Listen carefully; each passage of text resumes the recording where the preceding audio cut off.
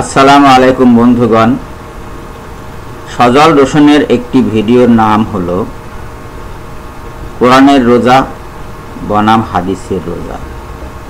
এই শিরোনাম দেখে যে কেউ মনে করতে পারেন যে কোরআন এবং হাদিসের মাঝে রোজা নিয়ে বিবাদ আছে, বিসম্বাদ আছে, বৈপরীত্য আছে, বিরুদ্ধবাদিতা আছে।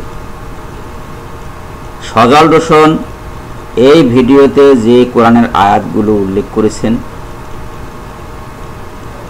সেগুলো সঠিকভাবেই তিনি উল্লেখ করেছেন। আবার যে হাদিসগুলো তিনি উল্লেখ করেছেন সেগুলোর সনদ সহ উল্লেখ না করলেও ফাঁকি দেননি, সঠিকভাবেই সেগুলো উল্লেখ করেছেন। কিন্তু কোরআনের আয়াত এবং হাদিসের বর্ণনার মাঝে কোরআন যা বলেছে রোজা নিয়ে এবং হাদিস যা বলেছে রোজা নিয়ে, তার মাঝে কোনো বৈপরীত্য, কোনো বিরুদ্ধবাদিতা এই ভিডিওতে নাই। আমি এটা দেখে মন্তব্য করেছিলাম যে এই যে অ্যাফাবল কাউন্সিলর, আমি মন্তব্য করেছিলাম যে এই ভিডিওর কোথাও রোজা নিয়ে কোরআন এবং হাদিসের মাঝে কোনো বিরোধ দেখাতে সজল স্পষ্টত ব্যর্থ হয়েছেন। তথাপি কোরআন বনাম হাদিস তার শিরোনামে ঠাঁই পেয়েছে। তথাপি কোরআন বনাম হাদিস তার শিরোনামে ঠাঁই পেয়েছে। মানেটা কি? হাদিস অস্বীকার করা?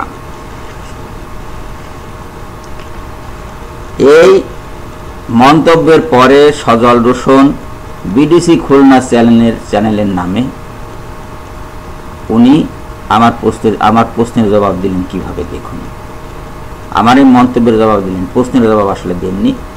তিনি বলছেন, thank you very much for watching the video of BDC Khulna channel. I invite you to watch the next video, and if you like it, subscribe to this channel.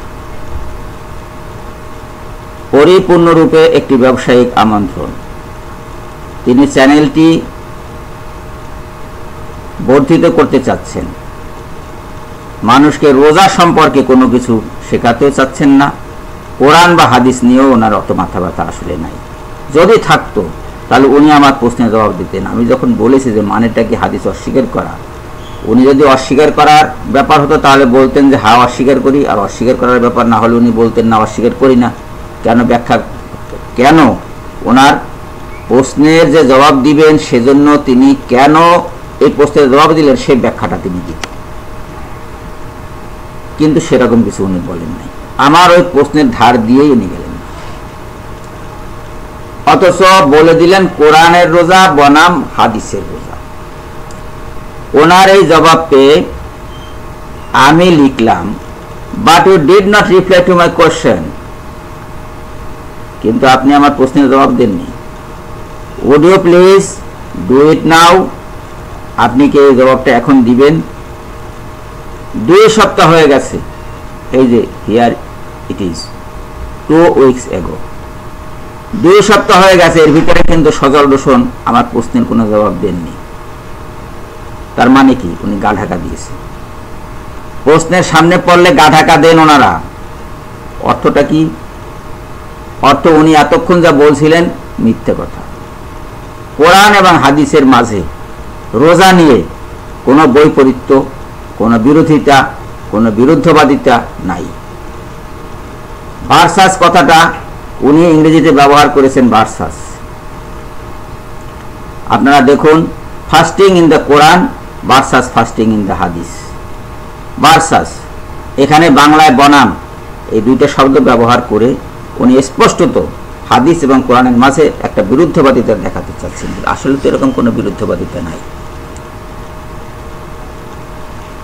কোরআন যা বলছে হাদিসে তার বিরুদ্ধে কোনো কথা নাই।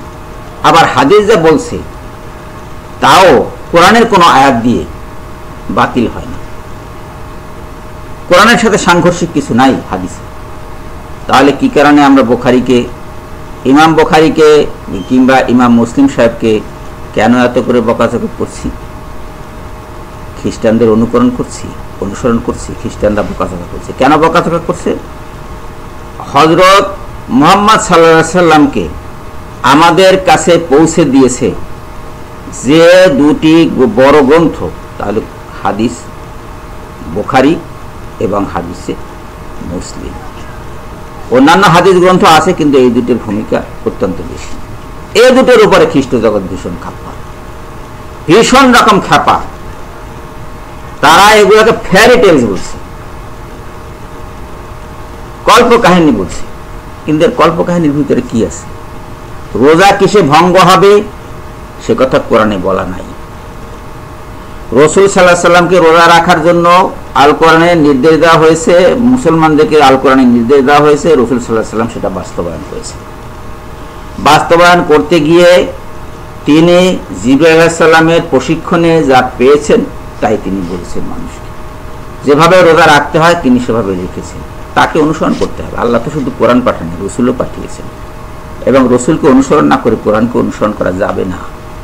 কিভাবে অনুসরণ করবে? বাস্তবায়ন করেছেন রসুল। আপনি রসুলকে অস্বীকার করছেন কেন? রসুলকে অস্বীকার করার কোনো বিধান কি কোরআনে দেওয়া হয়েছে? দেওয়া হয়নি। কোরআনে বলা হয়েছে রোজা রাখো, কখন থেকে কখন রোজা রাখতে হবে সেটা বলা হয়েছে। স্ত্রীর কাছে কখন যেতে পারবে সেটা বলা হয়েছে।